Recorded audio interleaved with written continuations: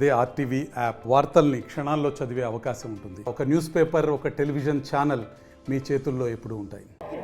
Janasena TDP బొత్తులో భాగంగా ఈరోజు అధినాయకులు ఇద్దరు కూడా ఈరోజు సీట్లు అయితే ప్రకటించారు. అలాగే మొదటి లిస్టులో 94 టీడీపీ అయితే ప్రకటించడం జరిగింది. అలాగే జనసేన నుంచి 5 అయితే ప్రకటించడం జరిగింది. రాజమండ్రి నుంచి సిటీ నుంచి ఆదిరెడ్డి వాసు పోటీ చేస్తారని మొదటి లిస్టులో రావడంతో ఇక్కడంతా కూడా టీడీపీ నేతలు కావచ్చు అందరూ కూడా సంబరాలు జరుపుకున్న పరిస్థితి ప్రధానంగా ఉంది. ఆదిరెడ్డి వాసు గారు ఉన్నారు, మరిన్ని విషయాలు అడుగుదాం. సార్ చెప్పండి, మొదటి లిస్టులోనే మీ పేరు ఖరారు చేయడం జరిగింది. మొదటి నుంచి ఊహించిన విధంగానే జరిగింది. ఎలా ఉంది సార్ మీ పేరు?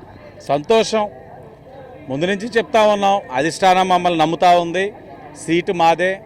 ఎందుకంటే ఇక్కడ బలంగా ఉన్నాం, ప్రజాక్షేత్రంలో పోరాడుతూ ఉన్నాం, కార్యకర్తల నాయకులు అందరినీ ఒక కుటుంబ సభ్యులుగా, ఒక ఐక్యతగా, ఒక సమిష్టిగా పనిచేస్తూ ఉన్నాం.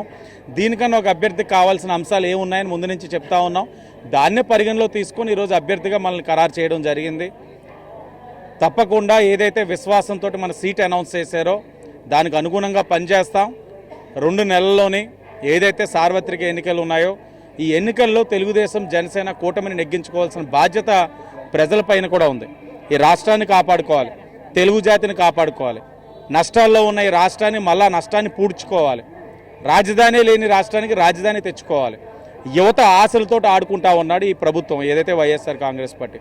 వాళ్ళకి జాబ్ క్యాలెండర్లు తీయాలి, నోటిఫికేషన్లు ఇప్పించాలి, మహిళలకు ఏదైతే నిత్యావసర ధరల నుంచి ఏదైతే అంశాలు ఉన్నాయో ఇబ్బందులు పడతా ఉన్నారో వాటన్నిటిని తగ్గించాలి. ఇలాగ అనేకమైన అంశాలు ఉన్నాయి. ఈ అన్ని అంశాలకు కూడా సమాధానం కావాల్సి వస్తే ఆ సమాధానం తెలుగుదేశం జనసేన. ప్రజలు గమనించి ఓటేస్తారని విశ్వాసం అయితే నాలో ఉంది. సీనియర్లు కూడా మొదటి లిస్టులో రాజమండ్రి ఓర్లు కావచ్చు ఇవన్నీ కూడా రాను ప్రకటించిన పరిస్థితి ఎలా చూడాలి? అది అధినాయకులు పరిధి, అది అధినాయకుల పరిధిలో ఉన్న అంశం. ఏ సమయంలో ఎవరిది అనౌన్స్ చేయాలని వాళ్ళకి తెలిసిన అంశం వాళ్ళు నిర్ణయిస్తారు. జనసేన టీడీపీ పొత్తులో భాగంగా ఏ విధంగా ముందు ఇక్కడ కలిసి వెళ్తారు? అలాగే ప్రధానంగా వైసీపీ కూడా మేమే రాబోయే ఎన్నికలు గెలుస్తూ ఉంటున్నారు. తెలుగుదేశం జనసేన కలిపి ఇప్పటికే ఉమ్మడిగా ప్రయాణం చేస్తూ ఉన్నాం.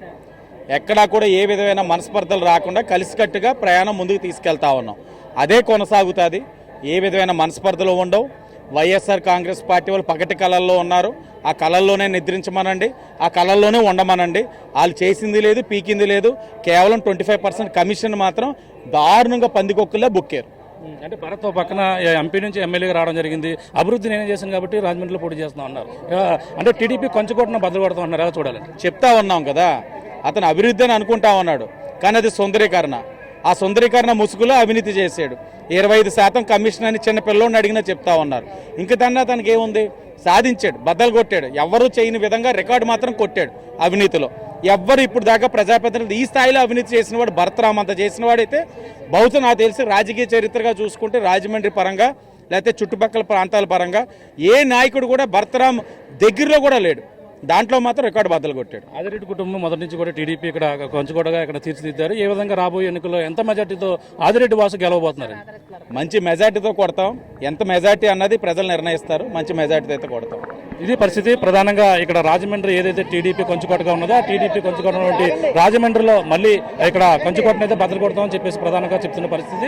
ప్రధానంగా చూసుకుంటే ఇక్కడ అభివృద్ధి రాజమండ్రిలో నేనే చేశానంటూ గతంలో ఉన్నటువంటి అభివృద్ధి అంతా కూడా జనాలు చూస్తున్నారు. ఇప్పుడు ఉన్నటువంటి వైసీపీ నాయకులు ఎవరైతే ఉన్నారో వైసీపీ నాయకులు అందరూ కూడా ఇక్కడ కమిషన్లో కక్కుర్తిపడి ఇప్పుడు ఉన్నటువంటి అందరూ కూడా చేస్తున్నారు. ఏదేమైనా రాజమండ్రిలో ప్రజలు మమ్మల్ని ఆదరిస్తారు. మళ్ళీ ఒకసారి రాజమండ్రి సిటీలో టీడీపీ జెండా మళ్ళీ ఎగరబోతుందంటే ప్రధానంగా ఆదిరెడ్డి వాసు అయితే చెప్తున్న పరిస్థితి ప్రధానంగా ఉంది. ఇది కూడా తాజా పరిస్థితి.